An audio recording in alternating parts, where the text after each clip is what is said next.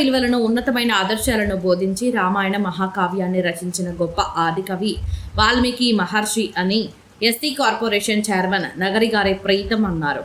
వాల్మీకి మహర్షి జయంతి ఉత్సవాలను హైదరాబాదు గాంధీ భవన్లో Congress party SC cell department state vice chairman Vinod Singh, Congress party SC cell department greater Hyderabad vice chairman Karan సింగ్ల ఆధ్వర్యంలో ఘనంగా వేడుకలు నిర్వహించారు. జయంతి వేడుకల సందర్భంగా మహిళలకు చీరలను పంపిణీ చేశారు. ఈ సందర్భంగా ఎస్టీ కార్పొరేషన్ చైర్మన్ ప్రీతం మాట్లాడుతూ వాల్మీకి మహర్షి భారతీయ ఋషుల్లో ప్రముఖులని, ఆయన రామాయణాన్ని రచించడంతో ఆది కవిగా ప్రసిద్ధి చెందారని అన్నారు. వాల్మీకి అసలు పేరు రత్నాకరుడు. ఆయన చిన్నప్పుడు అడవిలో ఒక వేటగాడి చేత పెరుగుతాడు.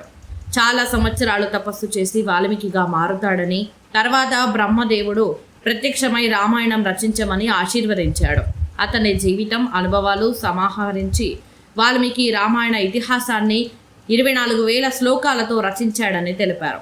ఈ సందర్భంగా వినోద్ సింగ్, కరణ్ సింగ్లు మాట్లాడుతూ వాల్మీకి మహర్షి జయంతి పురస్కరించుకొని గ్రేటర్ హైదరాబాద్లో వివిధ ప్రాంతాలలో ఏర్పాటు చేస్తున్న వేడుకలకు హాజరై వాల్మీకి మహర్షిని స్మరించుకుని ఘనంగా నివాళులు అర్పించినట్లు తెలిపారు. వాల్మీకి మహర్షి తన జీవితాంతం దక్షిణ భారతదేశం, నల్లమల్ల అడవి ప్రాంతాల నుండి శ్రీలంక వరకు పయనించాడని, ఆయన రచించిన రామాయణము భారత సంస్కృతి, ధర్మం, కుటుంబ విలువలకు మార్గదర్శకంగా నిలిచాయని పేర్కొన్నారు. వాల్మీకి మహర్షి జీవితం మార్గదర్శకంగా నిలిచింది. ఆయన రచన మన జీవితాల్లో మార్గదర్శక, సాంస్కృతిక ప్రేరణగా నిలిచి ప్రజలకు ఆదర్శంగా ఉన్నాయని చెప్పారు. ఈ సందర్భంగా టీపీసీసీ ప్రధాన కార్యదర్శి Ramesh, TPCC SC department vice president Jalapalli నరేందర్లు మాట్లాడుతూ రామాయణ మహాకావ్యంతో ధర్మ మార్గాన్ని చూపిన వాల్మీకి మహర్షి సర్వ ప్రజానికానికి మార్గదర్శకుడై రామాయణం వంటి అమూల్యమైన గ్రంథాన్ని మనకు అందించిన ఆదికవి వాల్మీకి మహర్షి జయంతి సందర్భంగా ప్రజలందరికీ శుభాకాంక్షలు తెలిపారు.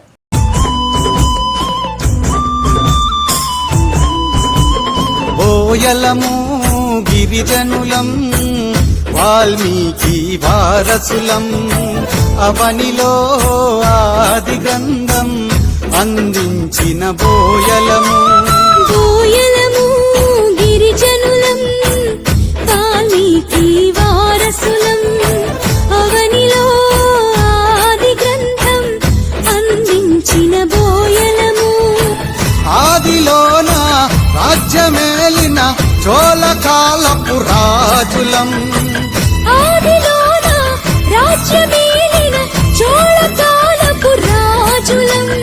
అగ్రకుల రక్కసి విసిరిన పంజాకు అన్యాయమైనట్టి అడవి బిడ్డలం, ఏ మర్మ మెరుగని మట్టి మనుషులం.